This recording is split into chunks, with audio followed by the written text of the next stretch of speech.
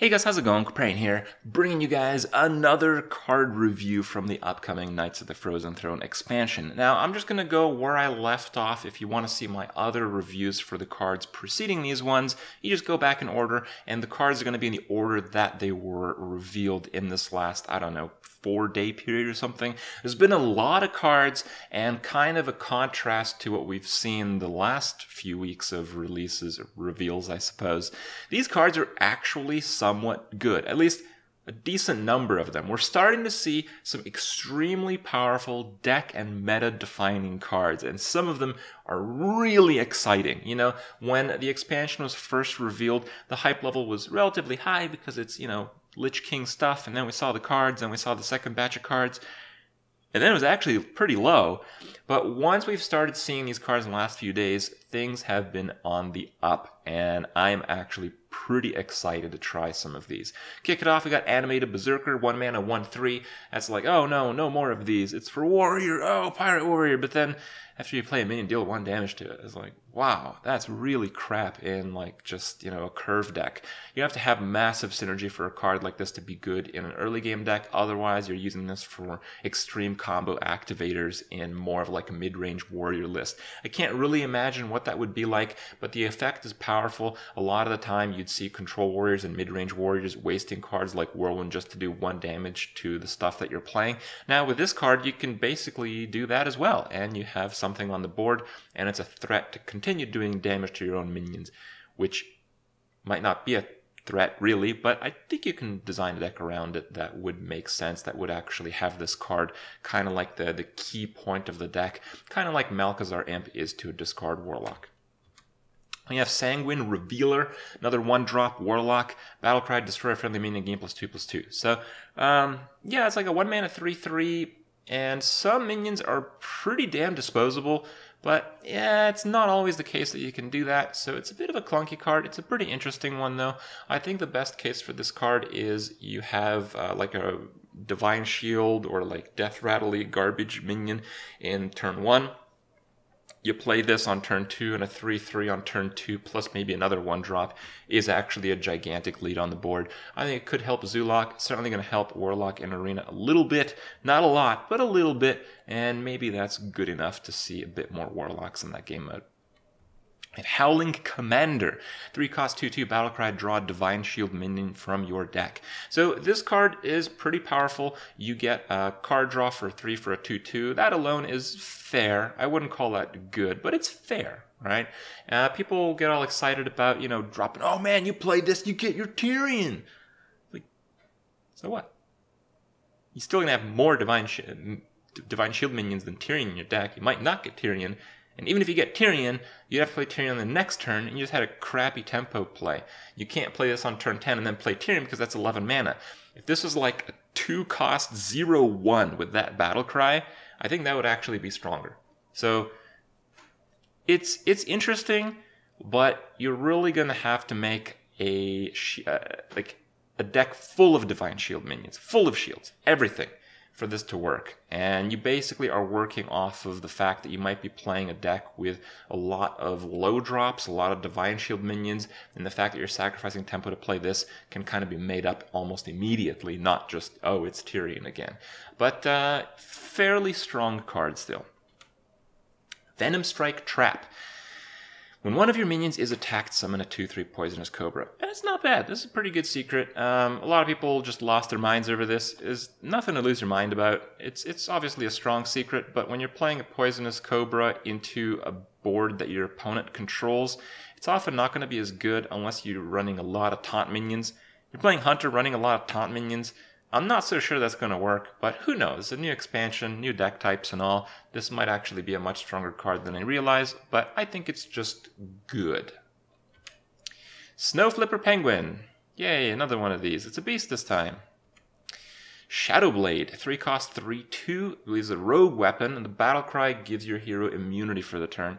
So if you think about it, on turn 3, maybe responding to your opponent's turn 3, you're kind of like saving 3 damage attacking to something, maybe like 4 damage off the immunity effect. So it's kind of like a mini True Silver. It's a little bit less of that because with True Silver sometimes you can attack your opponent's face and that 2 heal actually saves you from dying to burn damage. So it's a little bit worse than True Silver. It comes out earlier, and it's a class that has quite heavy weapon competition, so it's pretty tricky. Could be good, but I have my doubts. Defile. This is one of those really exciting cards. Deal 1 damage to all minions if any die. Cast this again. Look at that. So this card is obviously complete trash if your opponent is playing mid-range minions and upwards, but it's just disgusting versus aggro decks.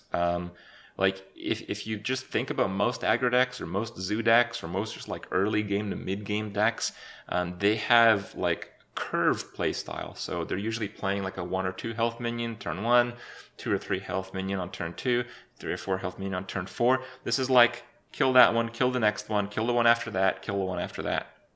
It's like, wow. And it's really good at like Thalnos to get that first bump, to deal 2 on the first, draw a card, then another 1. This card is just ridiculous against those deck types. Obviously, it has a lot to do with how many people are actually playing aggro decks, but if the last like 3 years of Hearthstone has taught us anything, a lot of people are going to be playing aggro decks. So this is a really good card, and it might be good enough to just put Warlock on the map in many more states than just a control deck. Cryostasis. Talked about this card in one of yesterday's videos, how freeze works and all that. It's a lot better than it seems. You can use this on a totem that you played on a previous turn to attack with it, so you kind of get like a 4 mana 3/5 with an ability card, but it works off of your hero power, so if you have a dead turn, it recovers you from a dead turn. It has some flexibility with freeze mechanics. It can just be used as a freeze to stop your opponent from attacking the specific minion. It can be used as BGH. So it's probably not like crazy good, but it's not bad, and it definitely looks bad. So, you know, be optimistic about this card. Give it a try. I think you'll probably be impressed. And yeah, another freeze minion thing for Shaman. Whenever another minion is frozen, add a copy of it to your hand. It's 6 mana though, and it's 4/4. That's huge drop in stats from what you expect for 6 mana. 6 mana is a lot. Shaman has gigantic minions for the mana costs, so this is not up against like Boulderfist Ogres. This is up against some of the best minions in the game. So, oh man. I don't know. We've seen some really crazy combo Shamans in the past, but we've never seen them at tier 1. So, I mean, this just feels, as good as it might be, as strong as it might be, it feels like it's not as consistent or strong as other purely combo-oriented Shaman decks, and those have never been at the top of the ladder, like, ever, except maybe for Wild with, like, Death Rattle and N'Zoth, but we're talking about Standard and Arena mostly, and I don't see it happening there. It's potentially a very fun card, and it might create like a tier 2 deck. Who knows? Eternal Servitude. 4 cost, discover a friendly minion that died this game and summon it. Oh my god. This card is bonkers.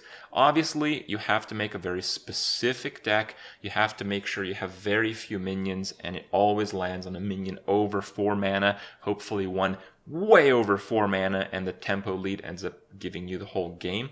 Extreme synergy with Barnes. Just crazy powerful effect, but that whole deck is really weak against transform removal. So again, it's going to be a meta-defining deck.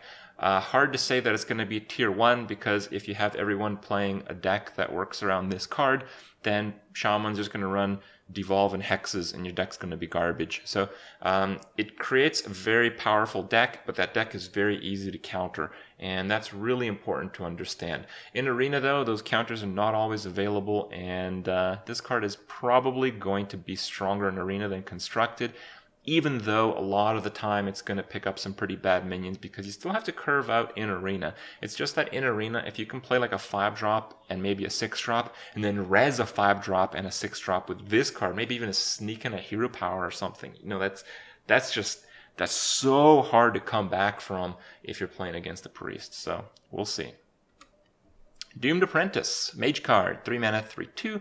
Your opponent's spells cost 1 more. Nothing crazy looking, but I feel this effect is very powerful. Spells are generally fairly well balanced at their mana cost, and your opponent will generally save very key spells for very key moments, and you can predict that and screw that up. I don't know how strong that effect is overall because we haven't really messed around with the effect. That's kind of like a marginal up in the cost of spells. But I think this effect, maybe not this card, this effect is very powerful. Prince Valinor, 4-cost, 4/4, Battlecry. If your deck has no 4-cost cards, gain Lifesteal and Taunt. It's not that difficult to make a deck with no other 4-drops. We've seen like mid-range Hunter, kind of like aggressive Shaman decks, a few other things that just naturally don't have 4-drops. So 4 mana for a 4/4 Lifesteal Taunt and kind of like a curved minion-based deck. Yeah, that might not be too bad. It's difficult to see this card carrying any deck, but you know, if you happen to open it in your packs, don't feel bad. If you open the other princes, you can feel bad. But if you open this one and you're kind of like a free-to-play player, you can probably drop this in a few decks and it'll be pretty good. Dead Man's Hand. This is probably the most exciting card I've seen in the expansion so far. So it's a 2-cost warrior spell that does basically nothing and wastes a card. What it does though is allow Control Warrior to go infinite. If you just have a Control Warrior deck and you're like at 0 cards, you have a hand with like 7 cards and you have 2 of these in your hand, you play one of them and the other 6 cards go back in your deck, but one of the other 6 cards is the other Dead Man's Hand. And then you can even wait until you have 10 cards and double up on some of those and then use one of the 2 Dead Man. Basically, if you use this card while the other one is in your hand, you will never run out of cards in your deck unless somehow your deck goes missing. And that, I guess that might be possible. You'll see in a second. Okay, so that's ridiculous. The reason that's ridiculous is because the Control Warrior archetype has actually done pretty well against aggro decks. It just has, I don't know how to say this, it failed miserably against the modern control decks that have extreme card generation. Control Warrior just doesn't have the card generation. It doesn't have the card value that it used to on a comparative level to the other control decks. But this changes all of that. You can play Control Warrior and run a ton of draw. You can play Control Warrior and run a ton of wasteful cards that just give you armor. Like that other card that was released, my last review, you know, 10 armor and reduce the cost of your opponent's minions in hand by 2, that looks really crappy. Well, this is with that, that's pretty good. That's actually a pretty good card now. I can totally see this deck working, and this is the heart of that deck. So I think I'm going to have some fun with that. Spreading Plague, 5-cost druid spell, summon scarabs with taunt, probably beasts, and you basically match how many minions your opponent has over you. So if you have like 2 things, your opponent has 4 things, this summons 2 of them. I think it's decent value if you summon 2, obviously not if your opponent has big minions, but generally this is an anti-aggro card, as you can imagine. It's very good if you can, you know, buff them all with like +1/+1 even. That would just be gigantic. So there's a few combos that you can pull off with Druid to make this really spectacular. It's naturally really spectacular against aggro. It just seems like a really flexible card on a high power level. Like if your opponent has 5 things and you have none, you just got 25 health worth of taunt. You get a +1/+1 buff on those. That's 5/2/6 taunts. Your opponent might just never get through those. You might just instantly win the game from that. So it really is pretty crazy of an effect. This is the hero card for Mage, Frost Lich Jaina. I think this was leaked a few weeks ago. People didn't think it was real. Well, it turns out it's pretty real. 9 cost, 5 armor, Battlecry, summon a 3/6 water elemental, and your elementals have lifesteal this game. Holy crap. And it also changes your hero power. That's your hero power. Isn't that nuts? Yes, that's nuts. So if you hit something with your hero power and it dies, you summon a water elemental. Water elemental is an elemental, and it has lifesteal. So I think this card is absolutely insane. I think people are not realizing just how good this is. So if you have a few elementals in play, let's say you have 10 attack worth of elementals, you play this, you heal for 10, and you gain 5 armor. So you like heal for 15. It's not a dead turn. You know, healing for 15 and playing a 3/6 water elemental and having like enormous threats on the board and on the following turn, like that's not small at all. This card is crazy. Now, the issue is we see a lot of very powerful control cards with the Dead Man's Hand, with Warriors, with this. It's just that right now, crazy control decks still get pretty countered by like Quest Mage. So while these decks might be really powerful, they might just get meted out still. So we'll have to see. Ice Walker, 2 cost 1/3, your hero power also freezes the target. I don't know how good that's going to be, but this is going to be really annoying. Oh my god. Like in arena and value-oriented game mode, you play a big minion, it gets frozen by this. You play another small minion, it gets like removed, the big minion gets frozen again. Just being able to constantly stall out a favorable board position for board clears is just insanely powerful. The card in Constructed is going to need a lot of work to try to understand the meta and make it work in that sense, but I think in Arena, clear cut, this card is going to be just super powerful with other board clears. You know, we talk about cards synergizing with other cards. This has super synergy with board clears. It's just ridiculous with any board clears. And you've played Mage, there's quite a few to stumble upon. Meat Wagon, 4 cost 1/4 mech, Death Rattle, summon a minion from your deck with less attack than this minion. So obviously, if you don't buff this card, it's not very good. There's a few exceptions, but very few, and not very big exceptions. They're just kind of, okay, not too bad. But the idea is you play this, you give it like a Cold Blood, and suddenly you can get a Malagos from your deck. And if you can do that on like turn 5, well, you're sitting pretty. Yeah, that's about it. This is an extremely dangerous card in specific decks. So much so that I think we'd actually maybe see play in adventurous combo decks, probably in the tier 2 area. Very weak arena card though. Necrotic Geist. I know it's not, I don't know, whatever. Okay, the name is what it is. 6 cost 5/3, one of your other minions dies, summon a 2/2 Ghoul, and presumably when the ghouls die, they summon more 2/2 Ghouls. So extremely steamrolly card. Pretty powerful, but just costs a lot of mana and has no health. So it's difficult to imagine these cards in constructed play, but it's obviously a fairly powerful arena card, especially in what I imagine would be like a Zoo-like deck, maybe like a Tempo Rogue, or maybe like a Zoo Warlock. Cobalt Scalebane, 5 cost 5/5 Dragon in the common slot. So Netherspite Historian Arena at least is going to get a huge bump. And we're just going to see a lot more of this card just being in the new expansion, common slot, play arena. You're going to end up facing this. At the end of your turn, give another friendly random minion plus 3 attack. So it's kind of like a 5 for an 8/5. It's not anything more than that because it doesn't actively buff it. But if you can target the buff on specific guys, it's powerful. This is a powerful card. I don't know, maybe Dragon Priest, maybe the extra dragon will help the old, really powerful dragons with the discovers and stuff. I don't know. Other than that, I'm not so sure, but it's very good in Arena. Gnome Feratu, 2 cost 2/3, Battlecry, remove the top card from your opponent's deck. So this might look innocent. This is not innocent. This is a really powerful card.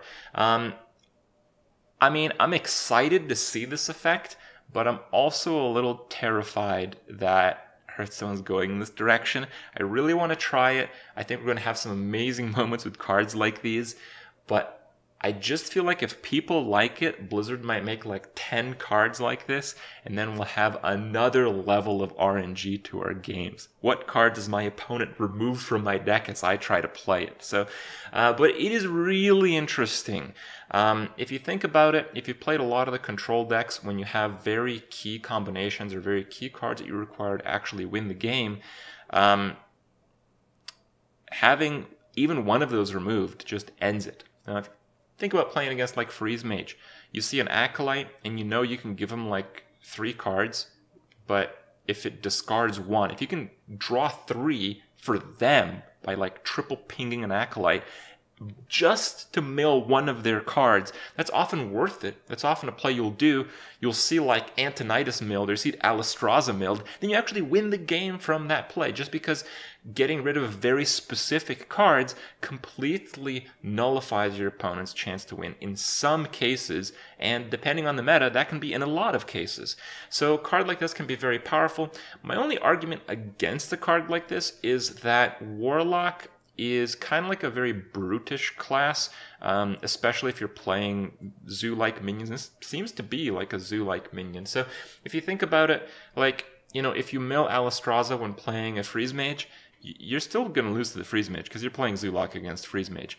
Same with like Antonidas. You know, you might not take an extra 6 or 7 or 10 damage, but you're still probably going to lose that match. The Zoo Warlock decks generally do pretty badly or completely crush their matchups, and that's especially true for combo and control decks. So I think if this was like a Priest card, I would lose my shit. But this is a Warlock card. I think it's actually pretty balanced. I'm just a little bit terrified that there's going to be a lot of cards this mechanic in the future, but who knows. Valkyr Soul Claimer, 3-cost 1/4. When this minion survives damage, survives, not takes damage, survives damage, summon a 2/2 Ghoul. So, powerful effect. You know, if you can get 1 Ghoul, it's not bad, but if you intentionally damage it yourself, that's not the same as absorbing damage, you know? So if you play like that 1-drop that deals damage to your own stuff as you play it and damages this, it's kind of like playing a 3 mana for a 1/3 and a 2/2, and maybe a little bit of value after that, but it's pretty unlikely. 3 health minions typically die off, so it's very unlikely you're going to get more than 1 Ghoul, and if you self-inflict that damage to get the 1 Ghoul, you're looking at 3 mana for a 1/3 and a 2/2. That doesn't like break the game or anything. I don't know. If there's like a specific use for the ghouls, that could totally change that. Maybe there's like some ghoul consuming card. I mean, it's like the Lich King and shit after all, right? It could happen. I don't know. But as a standalone card, I think the power level is quite low. Stitched Tracker. 3-cost 2/2, Battlecry, discover a copy of a minion in your deck. This is pretty strong. As a hunter card, you can fish for the very few other minions you have included in your deck, and that might be a really big deal. With the, I think, Abominable Bowman, that's Death Rattle, summons a beast, random beast that died this game. This is not a beast, so you could run very few beasts. Maybe you run like 1 other beast, and 2 of the Abominable Bowmans. And with this card, you could actually make that work and line it up so your gigantic beasts get revived throughout the game. And I like it. I like a combo enabler on a fairly mediocre power level, a decent arena card for a class that's kind of in the middle. I think this is a very well-designed card. Sunborn Valkyr, 5 for a 5/4 neutral, give adjacent minions +2 health. That's pretty good.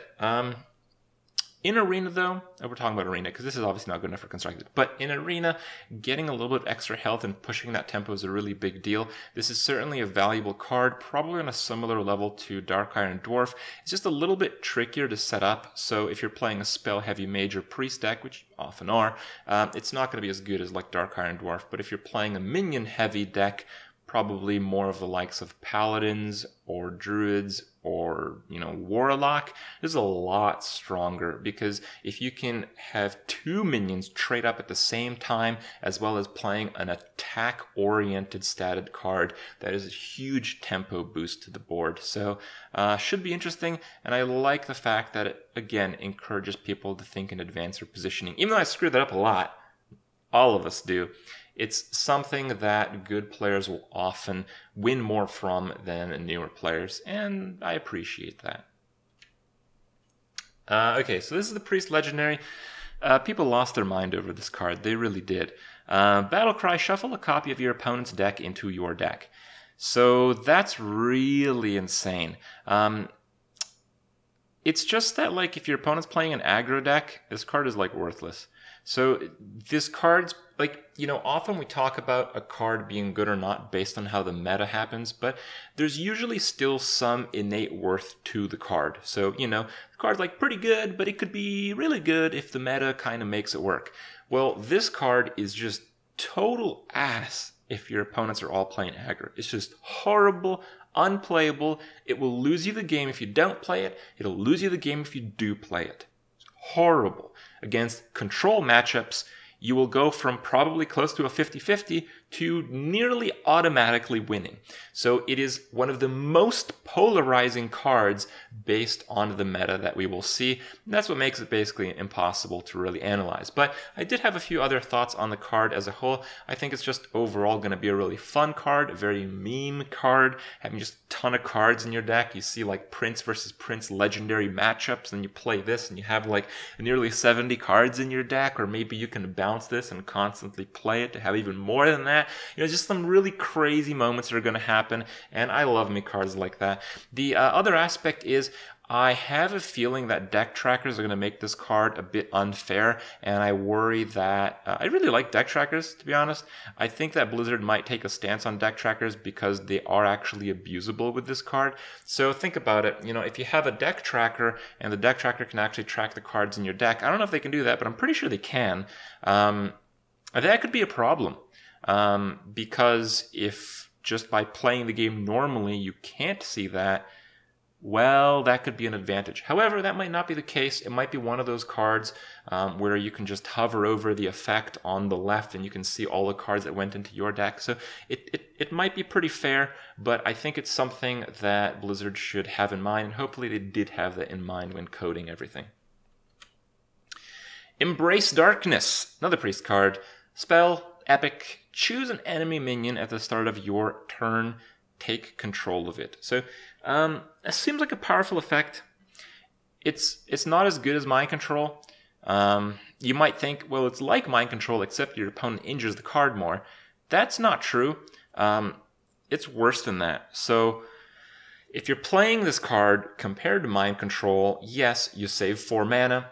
But 1, your opponent is going to injure that minion the best they can. That's a reality. So it's gonna be like pre-attacked. The minion's also gonna kill something that you had in play, most likely. Your opponent's next turn after you play this is going to be set up in a way where he can kill the minion that you just took from him. And also because you play this, it does nothing. Then you take the minion on your next turn. It won't get charged, so it'll still do nothing. It's basically like a 2-turn delay on being able to use the minion versus Mind Control's 1-turn delay. There's a lot of disadvantages. And honestly, 6 mana is a lot kinder than 10, but that is a pretty stacked list of disadvantages against using this card. Now, if we see just like some really hyper control meta, that probably won't matter. Just playing this just be as good as playing a Mind Control, and maybe you'd want to do that because it's slightly better in terms of curving out. So, maybe you'll actually see play, but it is a very clunky card, and I do not think it's better than Mind Control. It's at best about as good, just that the meta might make that a decent case. Then we have Phantom Freebooter, 4-cost 3/3 pirate. Battlecry, gain stats equal to your weapons. So a neutral card. Obviously in like arena it's pretty difficult to bank on weapons, but if you're playing rogue, it's at worst 4 for a 4/4, which is okay. Disadvantage is a pirate because it can get Galakad, but that's not too bad in the end. Obviously some pretty crazy combos, but it's still a minion that has a silenceable effect. It's a pirate and has to wait a turn to attack, make use of the stats, and it's just stats. So it's not gonna break the game or anything.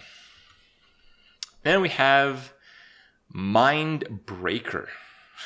3-cost 2/5 hero powers that are disabled. Man, this looks like a custom Hearthstone card if I've ever seen one. I like it though. It's a different dynamic. It's a different approach to your game plan playing Hearthstone. And I have no idea how strong this is going to be. I imagine it's designed to be played against decks that rely on the hero powers that they're granted from their new Death Knight hero version of hero cards. Because, if you have like a normal hero power and your opponent has a really OP hero power, then this card is really good. 3-cost 2/5 on curve, that's pretty good. So yeah, overall that might be all right. Then we have Kripp Lord. 3-cost 1/6 taunt, not bad. After you summon a minion, gain +1 health. It's another one of those cards where it could just be so good if it had a little bit better attack. but it's still not bad. 3 for 1/6 taunt is just gigantic for that stage in the game. It's another like crazy anti-aggro card, which seems to be the theme for Druid in this upcoming expansion so far. But again, we have no clue how well that would fit into the meta. All I can say is it's a fair arena card for the moment. Hope you guys enjoyed my review, and certainly looks like the cards are heating up, and looks like we'll actually have quite a lot of awesome decks, awesome moments, and just some really cool stuff coming. So hope you guys are having the increased hype and excitement, and await my next review.